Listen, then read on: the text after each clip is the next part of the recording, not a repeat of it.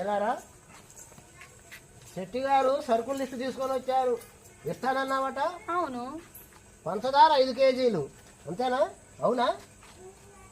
బెల్లం 5 కేజీలు. అవును. టీ పొట్లం 1/2 కేజీ.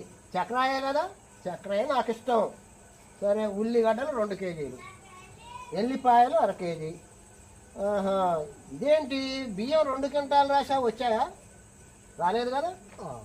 ఇప్పుడే నేను ఫోన్ చేసి గుమ్మస్తా ఉన్నాడండి. డైరెక్ట్గా మీ ఇంటికి తీసుకురామని చెబుతాను. మీకేం అభ్యంతరం లేదండి. నేను చూసుకుంటాను కదా.